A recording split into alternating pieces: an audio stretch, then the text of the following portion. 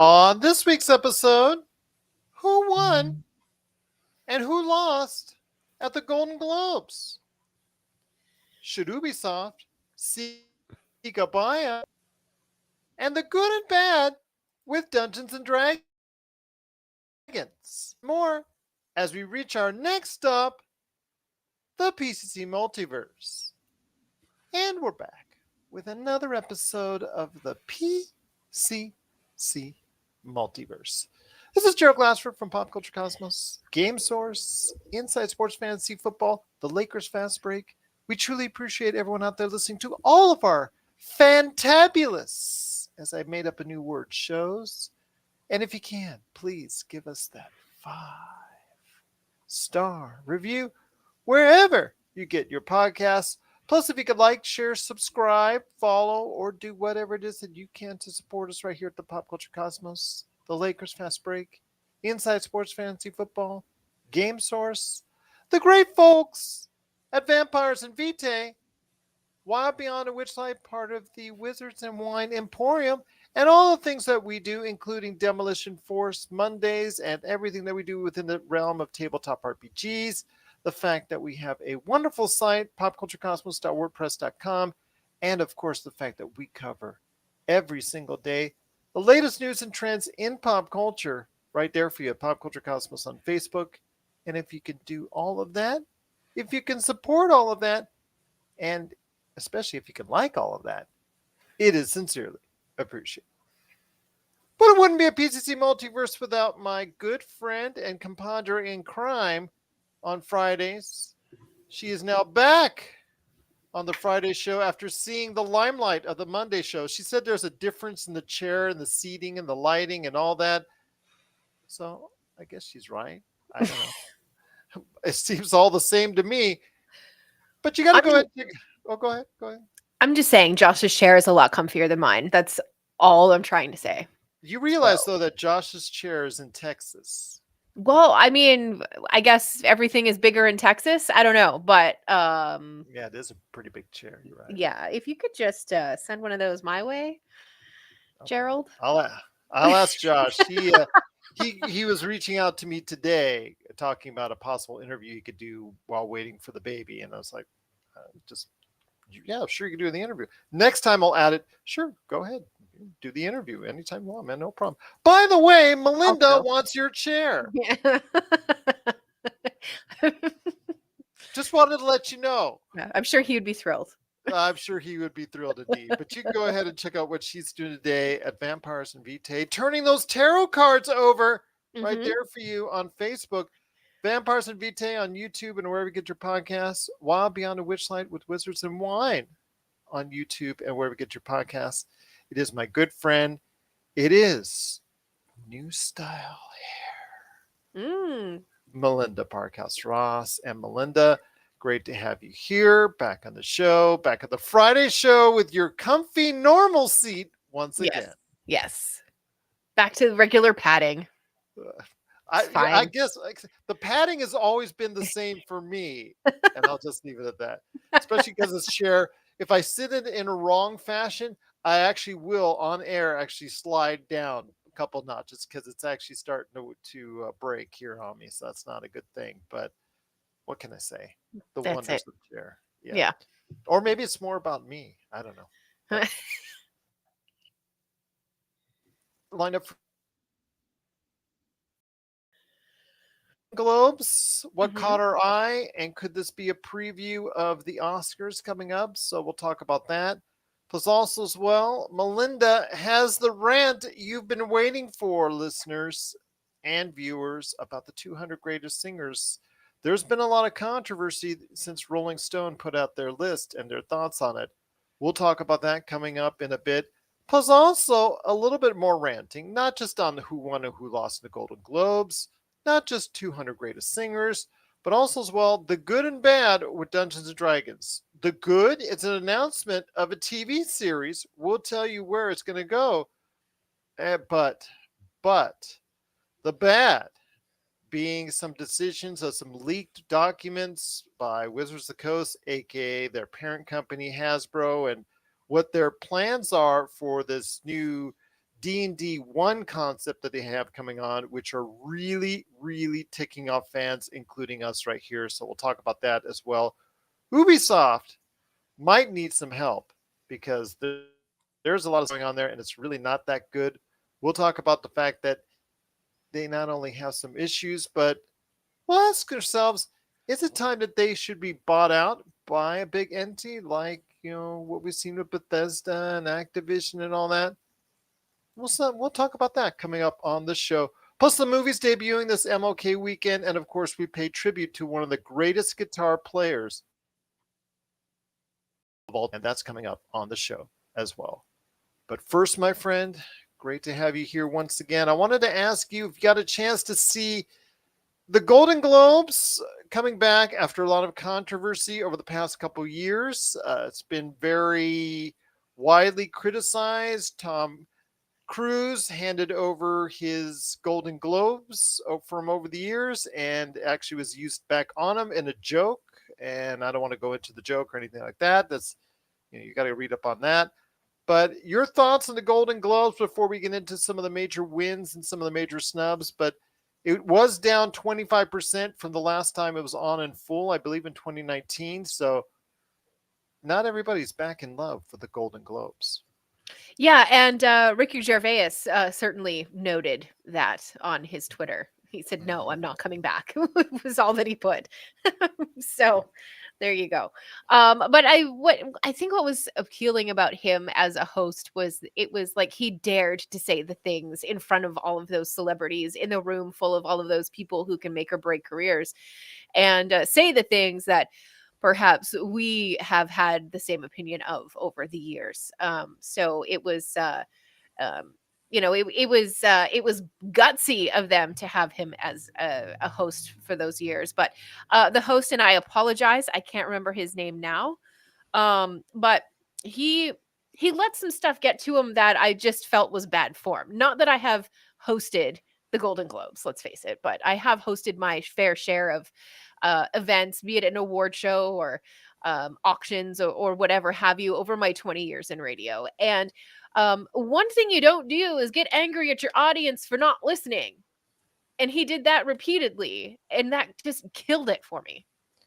Well, Jared Carmichael, who's a comedian, hosted the show, and he doesn't have the name value yet, as I guess a comedian and an entertainer yet. That I think also didn't drive in the audience as much as I guess was thought, or also as well in NBC's case, maybe the stigma of all the controversies that Golden Globes has had over the course of the past couple years. Yeah. Maybe that's still going to be an after effect of it, and it's going to take a long time before people come to accept the Golden Globes again in certain people's eyes and whatnot. But you know what? Be that as it may, it was there. It was down 26% from the last time around. I don't think Ricky Gervais is going to improve it by 26%. There's still more issues that they have to take care of as a whole, but I don't know. They've just got some things to figure out as far as the Golden Globes officials there. But one thing that is, to say the least, Golden Globes are in many ways maybe the second tier, the top of the second tier as far as awards season goes for both movies and television. The Emmys is number one for TV, the Oscars number one for films, but the Golden Globes are considered right behind as far as the Foreign Critics Association. And they listed out some awards. I won't go over the numerous awards that they dished out. I know, but there were some major ones I want to talk about. First up, the big win of the year and the most deserved win of the year is Michelle Yeoh. Yes. Michelle Yeoh for Everything Everywhere All at Once. A sensational job. I love the fact when she's up there thanking everyone and giving her congratulatory speech. They tried to put the taped, it was actually not live. It was actually taped piano music. It wasn't by the pianist that told to do the live. So I know there's a little bit of controversy there, but I want to say that she told the producer or whoever was running the tape music to shut up, Yeah. or I'll come over and kick your ass. And I think that was very to that effect, and that was very pointed, and that's very Michelle Yeoh, because that she can kick your ass. I think was something like that. So yeah. I will say though that That's Michelle Yeoh to a T, and she deserves all the credit in the world for that. Her co-star also won for Everything Everywhere All at Once, and for some reason, the movie itself got snubbed by The Banshees of Inisherin, which is a really good film, very dark. But that film, to me, wasn't a comedy. That film was more of a drama, and they put it in the comedy and musical section, so they kind of give it an out, and it won. And now it's being considered the favorite. I still think Everything Everywhere All at Once should be considered the favorite, but be that as it may, The Banshees of Inisherin, two great performances. Actually, the whole cast, great performances in that film. It's a very actor-driven film, and actresses in the film, it's just really outstanding. But Everything Everywhere All at Once is still my top film of the year. Yeah, absolutely. And she either made reference to having just turned 60 last week or was turning 60 this week. Mm-hmm. And this was her first like American award, I suppose, was the Yes. way that she put it. And it just gives you it just gives you a little bit of what's the word I'm looking for? I'm not saying hope because I feel like that's a little bit too much, but when you become a woman of a certain age, you're like, oh, that's the young ladies game. That's for the younger girls and all of that kind of stuff. And not when you have women like Michelle Yeoh who are walking in and you know taking these awards that are so well deserved and have been deserved over the course of her incredible career. But I was very, very happy for her, absolutely thrilled. And I may have started to boycott the Golden Globes if she hadn't have taken that award, to be completely honest. Well, she said it was an American award. It is kind of an American award because it deals with American television film, but it's done by the Foreign Critics Association. Yeah, So I I think I don't said understand American. that. I think she may have said Hollywood Hollywood. I think it's versus more Hollywood, like American. you said, more Yeah. entertainment Hollywood. Even Yes. though the TV shows are on, for the most part, American platforms, the films are mostly American produced for the Right. most part. Yeah, so it's kind of weird how they lay that out. But yeah, it is kind of strange how they play that out. But I will say, Banshees of Inisherin, excellent movie itself, but it goes too dark for me, especially in the last third of it. Performances are definitely there. Colin Farrell won for Hmm. Best Actor, and Austin Butler won for Best Actor Music and Comedy for Elvis, ahead of Brendan Fraser.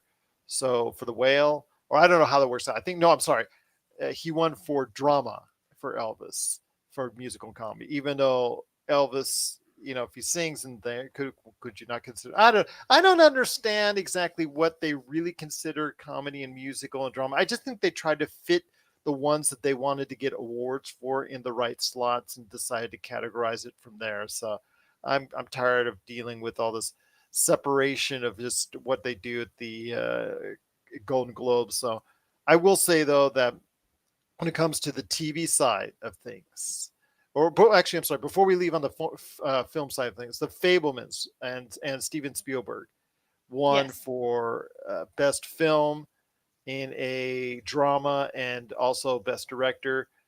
As much as I think Steven Spielberg is one of the greatest directors of all time, I do not think this film should have won it. I think it should have been the Daniels for Everything Everywhere All at Once. Yeah. I also think, as far as directors and for the movie, I do not. I thought it was okay. I just thought it was way too long. Your thoughts on the Fablemans winning? Well, I can we always know a particular style of movie or a movie about a particular topic is Mm-hmm. going to be something that is going to resonate well with the people who pick and choose what movies are going to go into these award shows. Like for the Oscars, for example, just have an epic war movie and you're probably going to get nominated. For some reason, it just always seems to work like that. I'm not saying it shouldn't, but it just is something that you seem to be able to count on. So when you have, a movie that just seems to fit that kind of, I don't know, large cons, I don't know. It Well, it didn't was going up against Tar, Top Gun Maverick, Elvis, and Avatar: The Way of Water in the drama. Yeah, I just section, which isn't a big, even though there are two heavyweights as far as box office, it really wasn't a big group. The comedy or musical, The Banshees of Inisherin won for Best Picture ahead of Everything Everywhere All at Once and Glass Onion, Knives Out Mystery, and Babylon and Triangle Sadness. I just think they should just stop the separate sections. It everything just gets drawn out. I just think they should just say who are the best, like the Oscars. right, but Oscars. with the Spielberg thing in particular, it was kind of autobiographical, wasn't it? Yes, it Yeah, is. It so is that's why it very much. won. That's why it Yeah, won, I know. arguably. That's And I'm not why. gonna. Again, he is one of the finest directors of all time. No one can ever take that away. But I did not find that film to be one of his best films ever. I don't find it in this. I think I could name. I think I could name 10 pictures better than the Fablemans that he's directed personally. I think that's something that it was, like you said, autobiographical, but it's an okay movie. But I just didn't find anything resonating from it, and I understand it's based off his early life, but I just didn't think it was endearing enough to me. Yeah, and when you have a Spielberg autobiographical film that he has directed, perhaps it doesn't need to make you do that. It just ticks enough of the boxes where they are satisfied with that selection and they move on to the next category. Yeah, I guess so. But congratulations to him nonetheless. And the way again they do it with the Golden Globes is very, I don't know. It seems to just it thins everything out from having a nice quality options there, in the different categories. But it's there to about give everybody an award, or seemingly, or so many more an opportunity to get award to cover all the bases when it comes to the Golden Globes.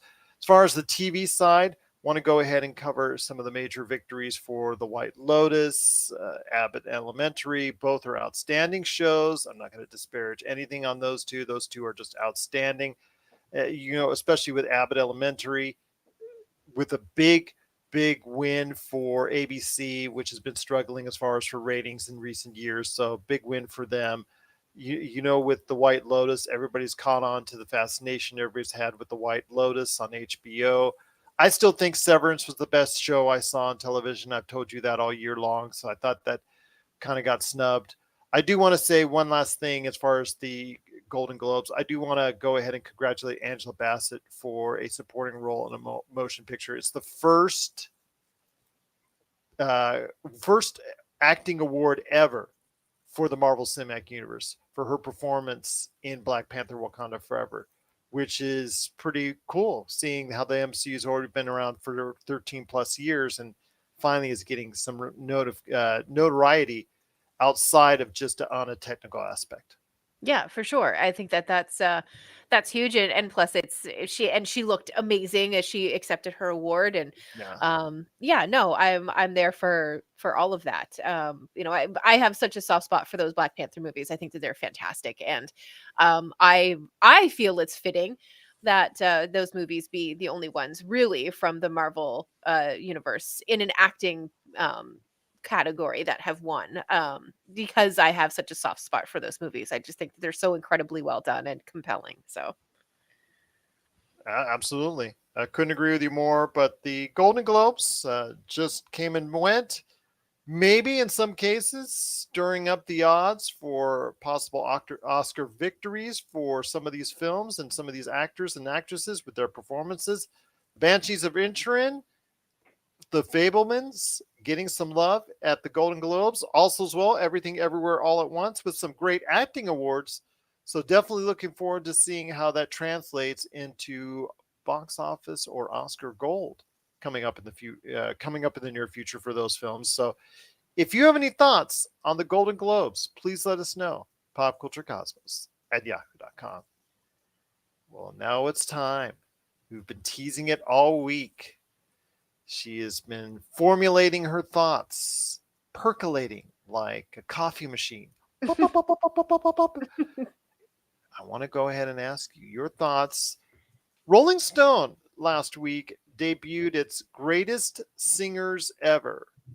I don't know how that translates other than the best singers ever, or I don't know what their parameters on it. I tried to look at it and it's just like, okay, that's just going down a round hole I don't go down, but I know there's some thoughts on it as far as those who made it and those who didn't, with more on those who didn't. And when it concerns greatest singers, are you talking about most successful or things? The parameters in which they decided these are the greatest singers of all time, I really found questionable. I'll just say that in some of their choices, but I'm going to hand it over to you, my friend, with no Celine Dion, no Sting, and some other notable absences. How can it truly be the 200 greatest singers of all time? Well, unless you got Luciano Pavarotti and some opera singers, those are the true great singers of the universe. Well, okay, so because I was offended on a personal level by this last week when we first started to really kind of talk about You it, and were. like deeply offended on a personal level for those who were left off of this list. And I am not mad about anybody making it onto this list. I'm not upset, and I don't hold any kind of anger or hostility towards any of the artists, the 200 who are on the list. But my grievances are more about who was left off, and I think that that's really the camp that a lot of people are coming from. um the criteria is murky at best. I know that it the last time they put something like this together, it was all done internally by like staff writers at Rolling Mhm, Stone, mhm. and they actually expanded this time around and put the call out to a lot of their regular contributors who don't necessarily work in Rolling Stone HQ. So they've kind of opened it up to anybody who has worked at Rolling Stone and written an article at any point. Make your argument to get anybody on this list. So, um, yeah, there a lot of people deserve to be on the list. Erica Badu, Jeff Buckley, Aaron Neville, Clyde McFadder, Usher, Selena, Amy Winehouse, Steve Perry, Joe Fogerty, Chris Cornell. The list like that. Okay. Nobody is upset about anybody who's on that list at that point. Rihanna made it on the list and very high up in the list, which I found interesting. Please don't get me wrong. I love me some Rihanna. Girl, give me that album. But I just don't know that when you look at the list of other people who are on here, I don't know that she should have been as high up on the list as she is. Again, love her. Please don't at me about it. We had Leonard Cohen on the list. We had Billie Eilish. Admittedly, she was very low on the list, like within the first 10 names. So between 200 and 190, she was in there somewhere. Eddie Vedder was on the list. Ella Fitzgerald, Etta James, Aaliyah. Um, Again, nobody is upset about who made it on the list. They're upset about who wasn't. So I was, been talking to Robbie about it for the last couple of days. A lot of people are bringing up Celine Dion not being on the list. Wherever you stand on Miss Dion, you have got to give the lady credit. She has got pipes and she knows how to use them. And I want to say, okay, yes, Adele has had more hits, but Hmm. Celine Dion has had many hits of her own. I kind of associate one with the other, and I don't know how you could go ahead and separate one because Adele's within the top 25. I'm just scanning it briefly on Rolling Stone. Hmm. How could you not have her in the mix as well? Again, I just find it odd. Sting, who Hmm. has he stood out with his voice on both his stuff that he's done solo and with the police. Hmm. I don't know what is how they are judging this, how are they grading this, how they're utilizing this. Is it based off commercial success? Is it based off fan appeal? Is it based off critical acclaim? I do not know exactly how they're going ahead and calculating out these top 200, but I think they should have just kept it. I think they should have increased it to 300 and go from there. I really think that they made a mistake in the way they presented this and the way they've tried to defend it. I'm not going to go ahead and start saying this person should be ahead of this person in the top 25 or anything like that. It's just because you're just not you're just setting yourself up for arguments. So I'm not going to do that. Okay. Would I have that same 25 top 25? No. Would I have that same top 200? No. Would I put some people out and put some other people in? Yes, but that's just me, and I'm sure that's everybody else. Yeah, absolutely. And when you look at these lists, they're so subjective as well. It's not like you can't objectively say this person needs to be in the number one spot. That's just not how the arts work. But to not have Buble, to not have Matt Dusk, there was no Meatloaf. Was Meatloaf on there? I didn't see him. Michael Bolton. Where's Michael Bolton? I mean, you make fun of Michael Bolton, but at the same time, you have to admit that, in his heyday, Mr. Bolton was a powerhouse. Well, still is. I mean, his work with Lonely Planet alone, or Lonely Planet, Lonely Island, I believe. Anyway, the joke that they did about Jack Sparrow and it turned into a Michael Bolton parody. Did you see that? I'll send it to you Uh, later if you didn't. okay, yeah, send it to me. It's so good, and you're gonna be like, "Right, that guy could sing like crazy." The top 10, I think that they got pretty right. I am surprised by one of them, and I'm not gonna say which one because I don't need that level of hate mail, but, the top 10 was Al Green, Otis Redding, Beyoncé, Stevie Wonder, Ray Charles, Mariah Carey, Billie Holiday, Sam Cooke, Miss Whitney Houston, and incredible Aretha Franklin. That's the top 10, and See, like I but said. I mean, if they're the greatest voice in the world, it was kind of put an aside as far as Luciano Pavarotti, but he is one of the greatest voices Yes. of all time. Now, How there would you not include him if it's just based on the greatest voices? Right, but I think that one thing that they Placido Domingo, for yeah, goodness sake. it has a lot to do with the verbiage I think that they were using. And a lot of it has to do with making popular music. And you can argue, no, I know, but just bear with me for a second, right? So we can argue here all day that opera music is popular music. We can argue that. But you cannot argue that a Whitney Houston album is going to have more people recognize it than a Pavarotti album. Do you know what I'm saying? That depends. That depends on the song. I mean, there's some songs that Luciano Pavarotti and Placido Domingo have sung. I'm using them as an example that have been used in every single platform of pop culture medium for decades. Sure, sure. But they're talking about they're talking about like volume of work, they're talking about breadth of work. And when you start to get into that conversation, you're like, well, what about Billie Eilish? Why is she on the list if she's so young and it's so early in her Is career she 20? Is in she still? comparison? I don't I think she's getting close to I legal think drinking she is age. 20. I think Yeah, yeah. yeah. Anyway, I mean, she started when she was 14, and she brought her own style of singing. Not that it had never been done before, but just maybe hadn't reached the heights and popularity that Billie Eilish was able to reach with it. And I think that is part of that argument for getting her on this list. And like I said, a lot of this stuff is just so subjective. They admit in the article, if you go back and you read it, that they purposely didn't include opera singers because then none of these singers would really have much of a chance, This is true. I mean, right? but then So, why label it the greatest singers of all time? yeah, they should have labeled it like the greatest in popular culture of the last 40 years or something along. Well, I guess no, it would have to be more than that now, wouldn't it, to reach back to the Yeah. 50s and I mean, 60s? because Elvis was on the list. So Yeah. yeah, that dates back to the 50s. Yeah, exactly. So I just think that there's I think it's a verbiage problem, not so much a list problem. I think that the list is a solid list of artists and singers and performers. Those who were left off, I don't really understand a lot of their argument for not including them.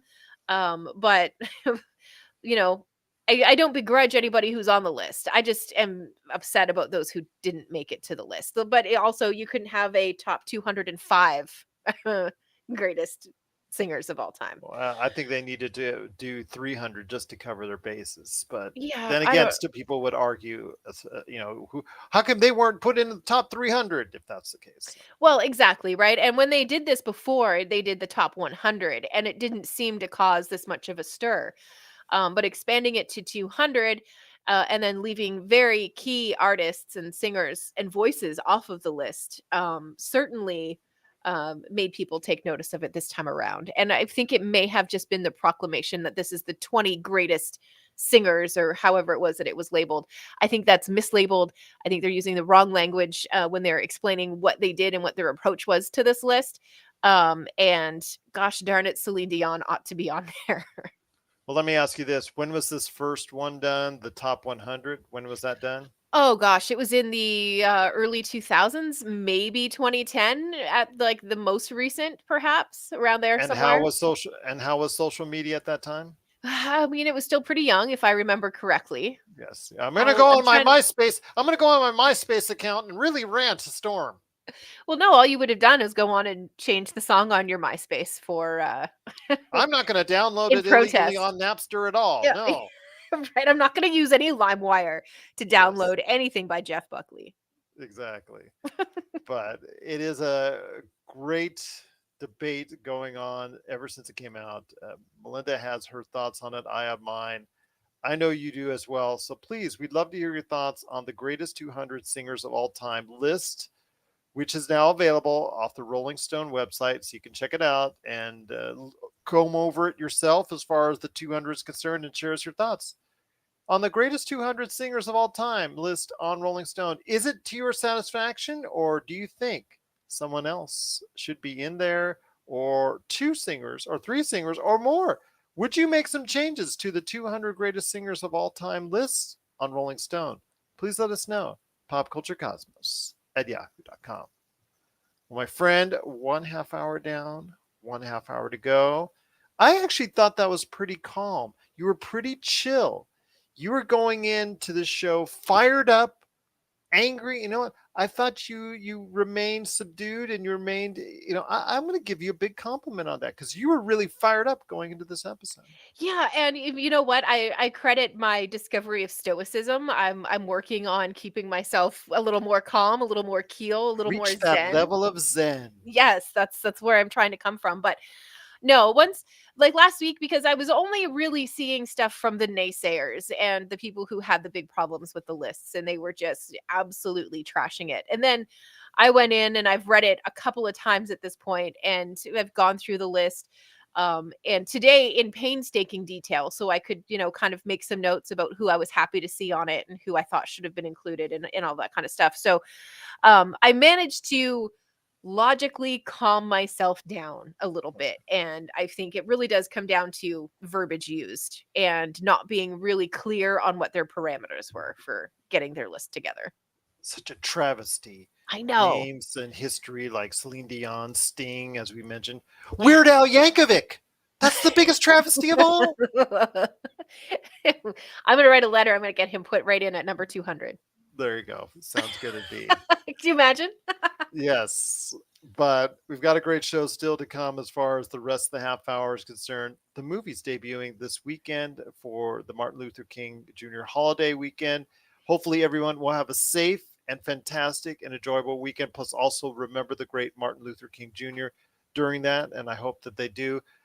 Wanted to go ahead and mention some of the movies that are coming this weekend, trying to fight off Avatar, The Way of Water, and also Megan, which did overperform, which we talked about on the Monday show, which I still think will have a decent second week as far as in its opening couple weeks. It is the lower budget horror movies we always talk about on the show that really are the money makers as far as Hollywood is concerned. But in its new week right now, as far as the debuting of some movies, one of the movies that is actually going to be expanded is A Man Called Otto with Tom Mm. Hanks, which seems to me starting best crabby at the world, and just does after, because he's a widower and really is not happy with anyone, then the neighborhood comes together, and he becomes a little bit more warmer, and there's a happy feely good story there. I think that movie is done pretty good in its limited number of theaters. It gets expanded. How encouraged are you by this movie heading into the weekend? I think it's going to do okay. I don't think that Tom Hanks is ever going to get back the Tom Hanks name and drawing power that he once had. But still, a Tom Hanks movie could be a really good Tom Hanks movie when it wants to be. Yeah, absolutely. And I think that um it might not be the Tom Hanks movie that gets everybody out to theaters, but it's definitely going to be the movie that gets everybody talking when it finally hits streaming platforms. I think that this is going to be that kind of a movie. Not to say that people aren't going to make the trip to the theater to go see them, but I just don't think that it's going to do big numbers. I don't think it's going to give much competition to Avatar. No, no, nor do I think any of the movies on this list that are coming out this weekend, including Plane from Gerard Butler, which when you first look at it as a movie that's dumped in January, because as you and I have talked about before, January is usually the dumping ground for movies that are not going to be or not expected to perform to the studio's liking.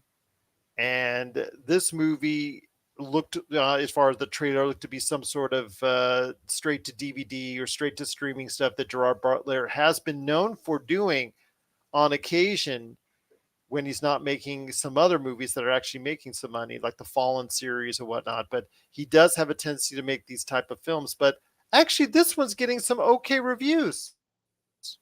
Nice. I'm glad to hear that. I enjoy Gerard Butler immensely, and there's not a lot of stuff he can do incorrectly in my books. Perhaps I'm a little biased there, but Yeah. maybe a little bit of that sneaking in. But no, I'm always interested to see what Gerard Butler is up to and what he's taken on next. So it's not going to get me to a theater, but it's definitely one that the day it starts streaming, I will be watching. When the other movie that's coming out of note for the MLK Jr. weekend is House Party with LeBron James company executive producing this. It is a revival or re-envisioning of the House Party movie, which we all know from the past in the 90s, I believe it was, it came out. Are we talking Kid and Play's House Party? Yes. Yes. Stop right now. How did I not know this movie was coming out? Well, it was first supposed to come out this summer, but HBO, when they were doing their massive changes, and we'll get to Right. HBO here later in the hour with some price changes that they did. Um, they made some rearrangements in their schedule with some movies, and this was one of them. It was taken off the summer schedule. It was taken off the schedule at one time. It was looking like it was going to be off the schedule entirely. Then there was talk about it was going to be just on streaming, and now it was dumped in the middle of January. I really don't have high aspirations for this. LeBron James, who I cover extensively on the Lakers Fast Break, Of has course. not talked about it at length really much. So I have a feeling it's not setting itself up for a good weekend this weekend. Yeah, it's going to be a tough one. I think that there, you know what though, it might surprise you. There could be a little bit more nostalgia out there for those movies than you realize. Is it enough to make any kind of impact on the freight train that is Avatar right now? Probably not. No, I don't think so. And I think there's also going to be some interest from people looking into some of the Golden Globes winners that are hopefully still available and out there. If they are in limited release, and as far as the box office is concerned, so there'll be a little bit of uptick for some of those movies. But yeah, looking forward to seeing some of the results from this weekend, and we'll go ahead and report that on the Monday show. Glad to see everybody's still interested in the movies with Avatar 2, and then also as well Megan doing really well. But what about the other movies that are getting expanded or releasing this weekend? Please let us know your thoughts on House Party. Please let us know your thoughts on The Man Called Otto. And then please also let us your thought, please let us know your thoughts on Plane with Gerard Butler. Pop Culture Cosmos at yahoo.com. If any of these movies are going to do well, we'd love to hear it. Pop Culture Cosmos at yahoo.com. Well, my friend, before we hit the break, I wanted to go ahead and ask your thoughts on this because there's a rant on the other side as we close the show on Dungeons and Dragons, HBO price hike, and of course, we pay homage to Jeff Beck, the late guitarist who passed away this week. But before we hit the break, I wanted to talk to you about Ubisoft because Ubisoft, in its latest conversation with shareholders, they decided for the sixth time, and I say that with really, really, really very much accentuated there, that they're delaying Skull and Bones. Now, get this time frame which they plan to release it now. The latest one, they're delaying it to April of 2023 to 2024. So anytime between April 2023 and April of 2024, that's their new scheduled release date. So they're When delaying it by a year. something like that, yeah. Right. And they had already guaranteed that it was going to come out after 5 delays that Hmm. they've had on this game this year. It was going to come out, I think, in the first part of this year, was if I'm not mistaken. So that's gone on the wayside for a while. And then they also announced that they had 3 games that were in development, unknown games that they had not yet released to the public. They were all canceled, and they said that the Mario Rabbit Sparks of Hope game, that is underperformed, and also Dance Party, uh, that has also that has excuse me, Just Dance. That game has also, for this latest year, that has underperformed. So Ubisoft is not in the position it was in, and this is something I know that Josh and I talked about, because he has such a love for the Assassin's Creed series, which has done so well, Hmm. which basically was one of the main reasons why Ubisoft in the early 2010s, I'm going to say 2013, was one of the top video game companies in all the world. 10 years later, roughly, or thereabouts, you can't even say that they're even in the top 10. I'm gonna be completely honest with you. Being first place in anything is terrible.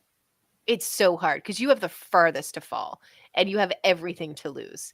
And being the top dog, and especially if you manage to get there and stay there for a little while, it makes you complacent and you stop thinking about innovation and you stop thinking about some of the things that helped your company to get to that number one spot. So all of a sudden you're just reskinning things and you're just changing bits and pieces of games and re-releasing them, which we have seen happen quite a bit. But I think that it's just going to take hiring a couple of the correct kinds of game developers to come in. I'm not even saying to bring in a brand new IP. I'm thinking to like just take something and evolve it, give it a new iteration, and really hone the craft on it. Really work at it. Really dedicate a lot of people to it, and you're going to slowly crawl your way back up to that number one spot. But right now, what they're doing just doesn't seem to be working. The Just Dance stuff, I'm not surprised. What a trend that was, though, when it was at its peak. Like everybody Mhm. was playing those games.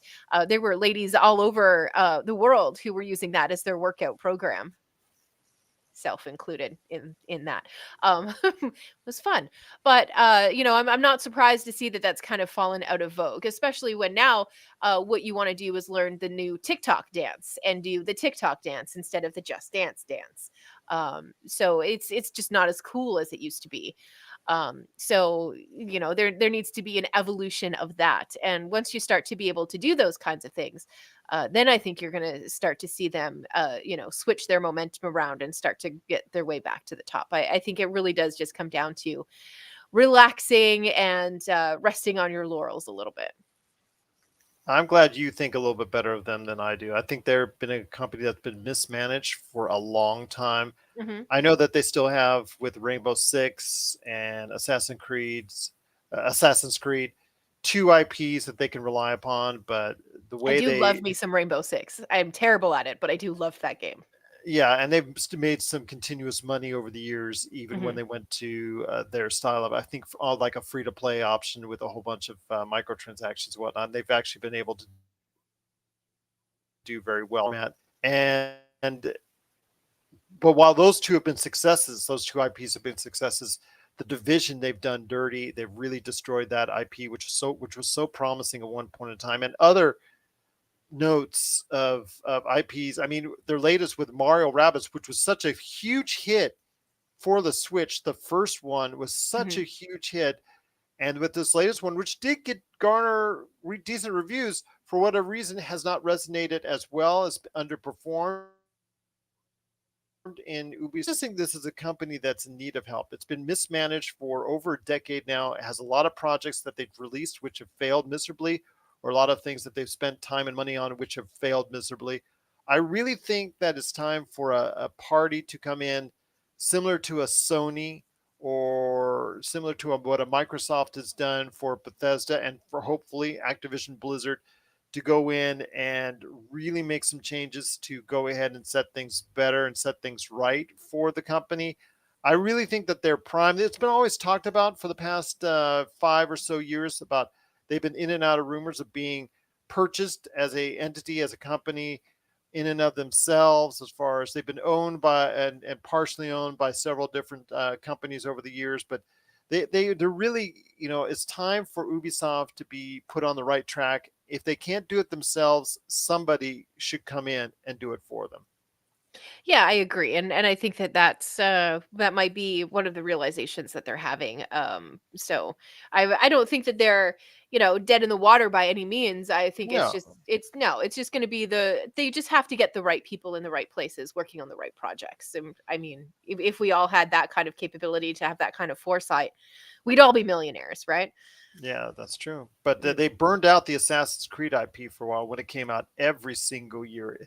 And then they realized this can't be the next Call of Duty. They can't do Call of Duty what Call of Duty does, bring out a new one every year and expect high sales. So they suffered for that and try to make it as games as a service. And it hasn't gone over as well as they'd hoped there as well. But the AC brand is still very strong.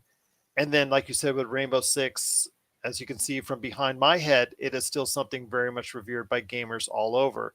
So, yeah, I mean, it's something that they do have IPs there that are attractive. I just think that they need someone, some entity to come in and right the ship for them because they're not writing it themselves. Sure, and they will find that person, or that team of people. There will be people who come in to help steer that a little bit better.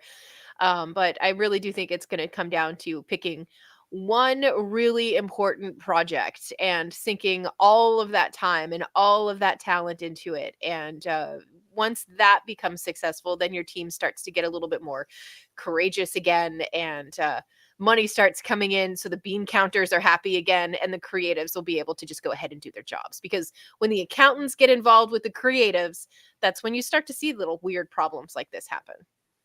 What are your thoughts out there on the troubles befalling Ubisoft and the disappointing numbers and disappointing changes that have been made because of it, because of cancellations, delays, again, to Skull and Bones for the sixth time, plus underwhelming numbers for Just Dance and Mario and Rabbits?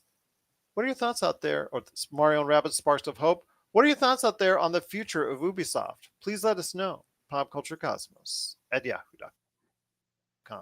Well, my friend, we're almost out of here, but before we go, I want to go ahead and touch on a couple things that have caught my eye. The first is a price hike coming up for the ad-free portion of HBO and HBO Max, primarily, was what we should be talking about, HBO Max. With the merger between the Discovery HBO happen here in the coming months,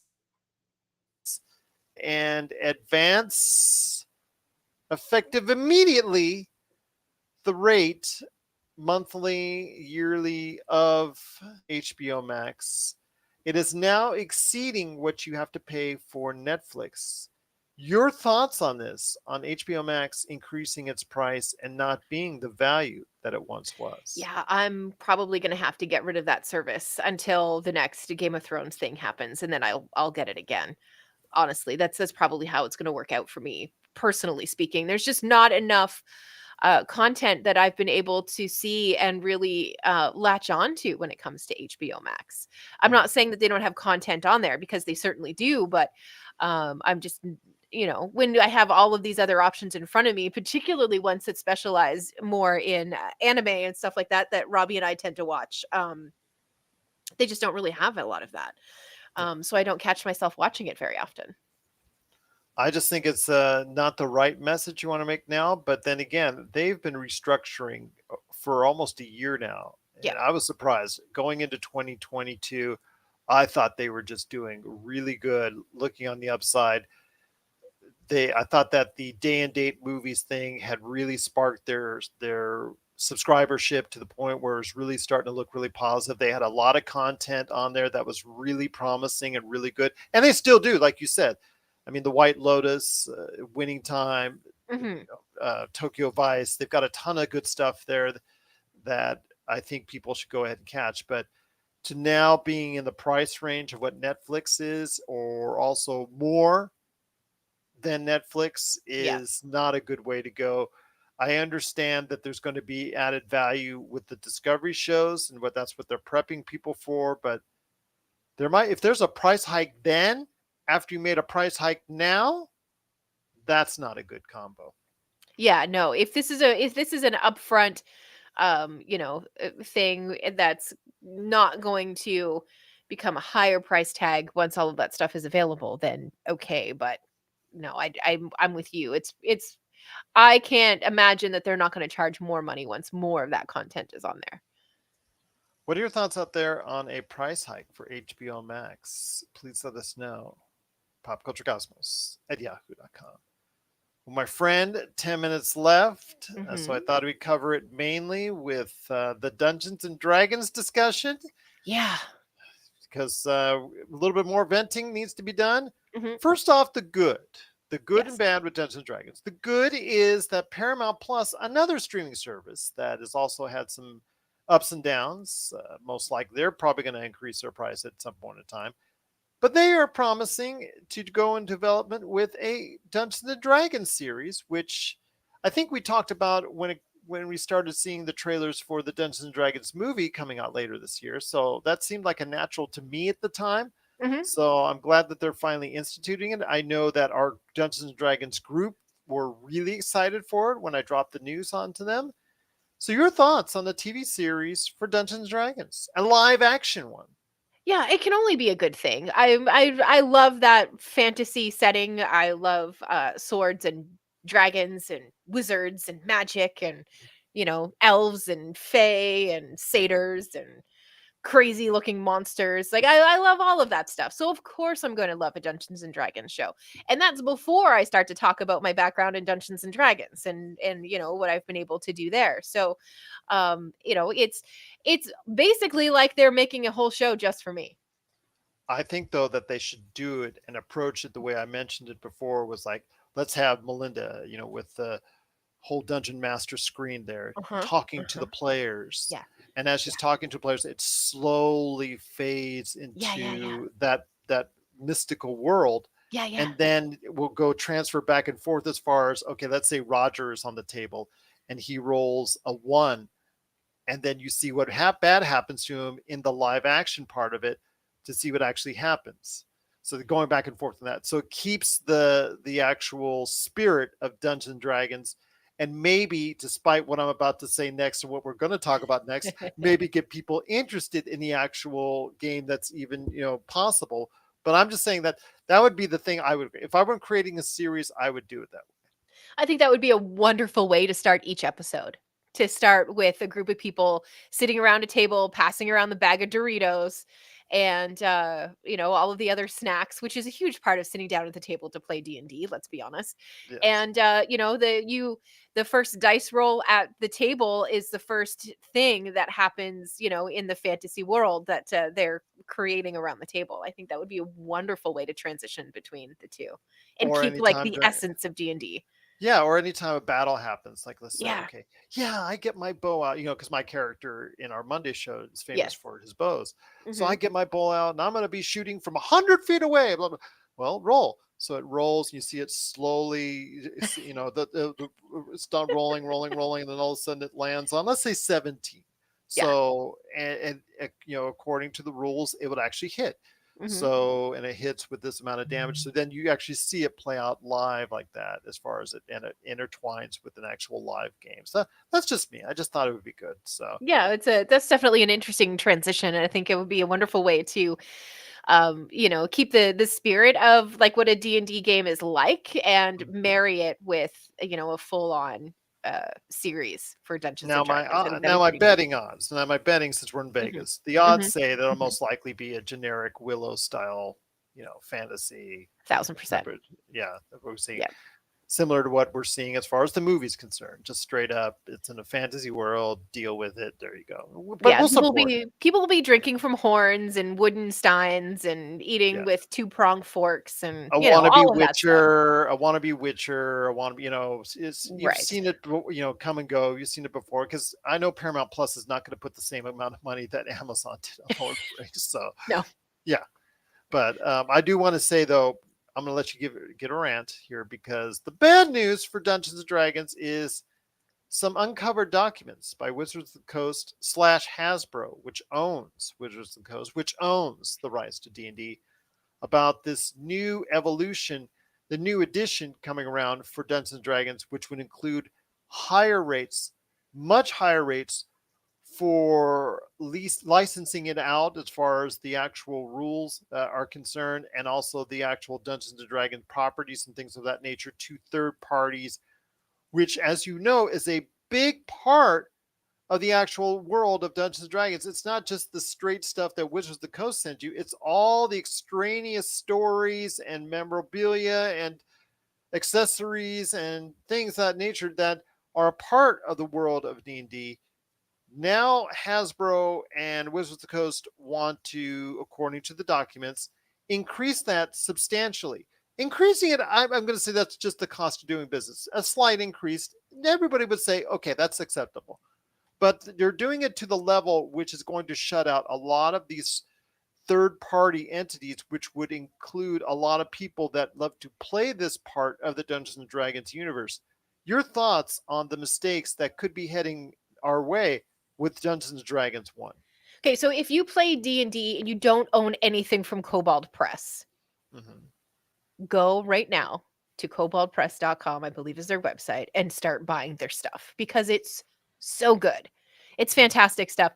And they have a lot of different heritage options that you can play, and they have some different class stuff. They've got different backgrounds, different all kinds of different stuff that you can pick that doesn't officially come from Wizards of the Coast. Very, very interesting stuff. Adds really cool spice to your campaigns. But they are the first people that I thought of when I heard all of this stuff coming from Wizards of the Coast. So what they have right now, I believe, is called open source license or open licensing source or something along those lines. Basically, it means you can use our gaming system and you can write your own stuff in it and you can put it out into the world.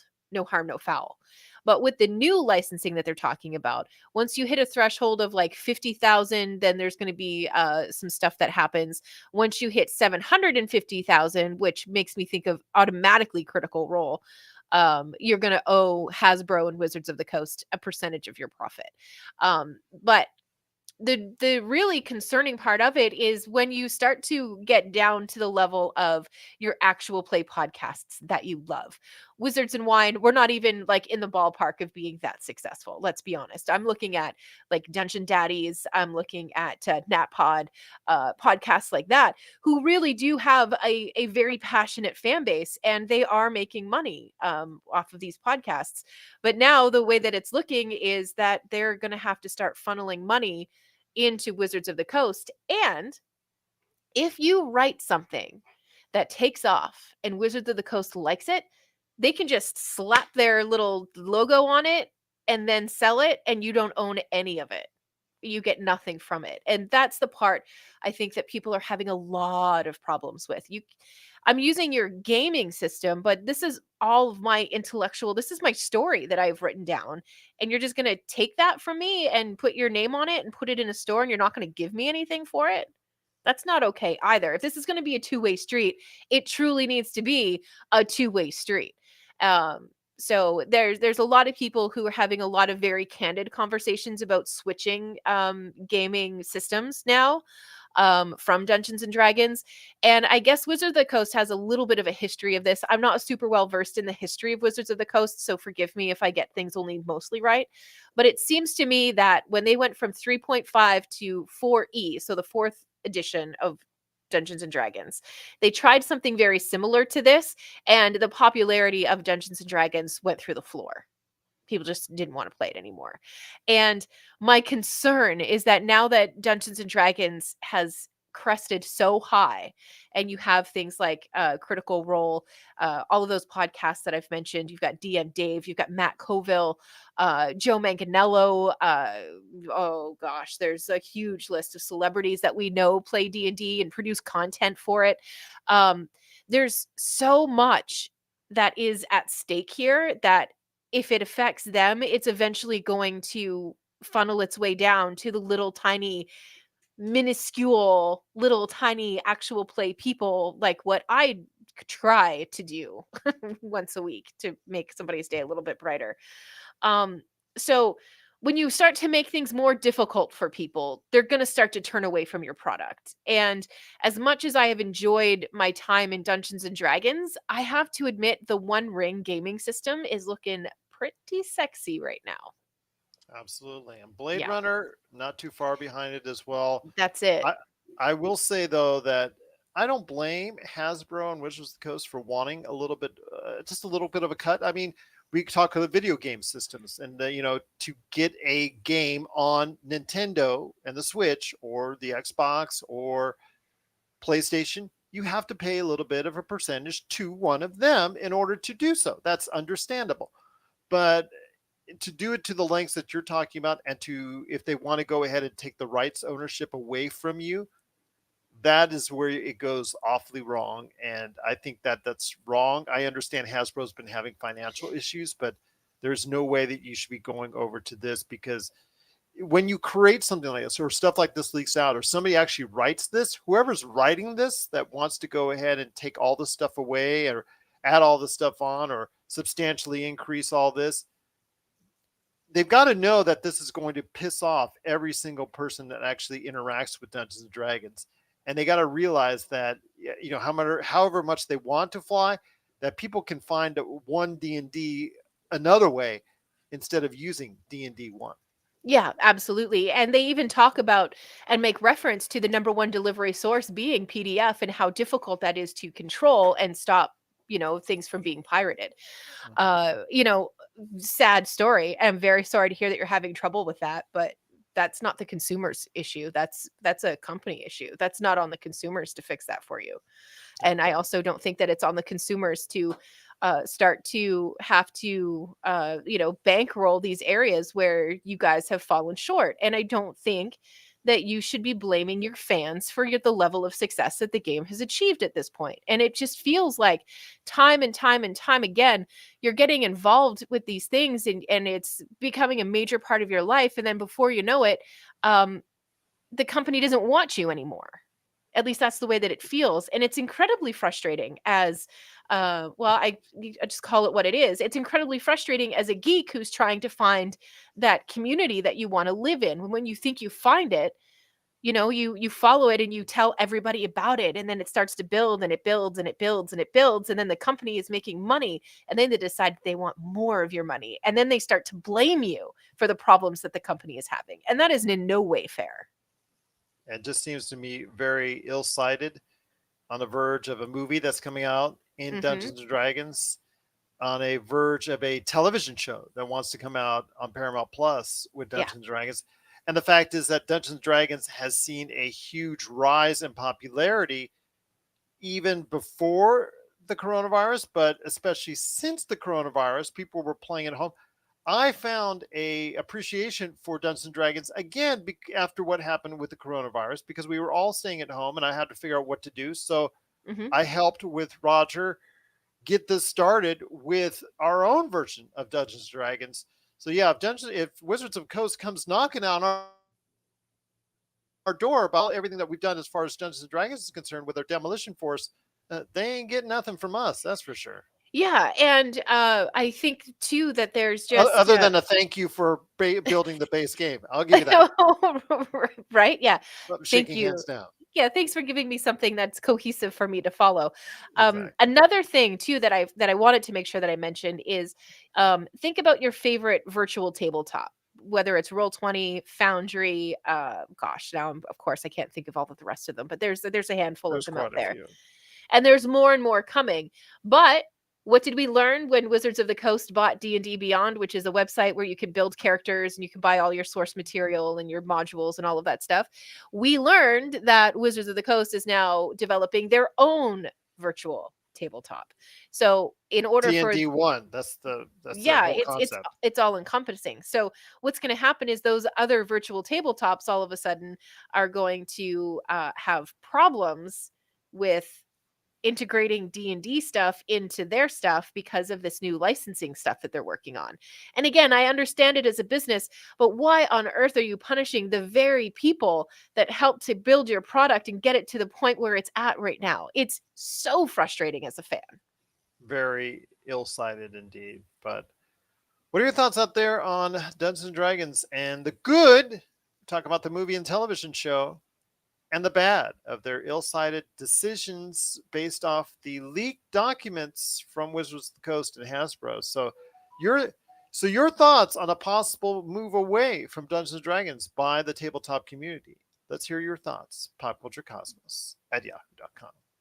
Well, my friend, it's been a great episode, but I wanted to acknowledge some greatness before we head on out, and that's one of the greatest guitar players of all time, a guy who was just cited on a list of greatest guitarists of all time that was not really argued upon. I think there may have been a couple exceptions here or there, but for the most part, it was not as much, widely, sounded against as far as any of the members. And one of the top and greatest of all time to do it, Jeff Beck, passed away. Your thoughts on Jeff Beck before we head on out? Yeah, incredible guitarist who has definitely left and in indelible. Indelible. I think I'm using that correctly. An indelible You are. mark on rock music. He certainly is one of those people who learned to make his guitar not just sound amazing, but sound incredible in many different ways. And oftentimes, a lot of it happening one or two at a time, and often multiple different sounds coming out of his guitar. I don't just mean playing notes. I mean like it sounding aggressive, having it sound sad, having it sound beautiful. All of this happening just on one song. Incredible talent, and rest in peace. And thank you for the music. Absolutely. Couldn't agree more. So for Melinda Barkhouse Ross, this is Gerald Glassford. It's another beautiful day in paradise right here in the PCC Multiverse. We thank you for listening. And here's hoping you have yourself a great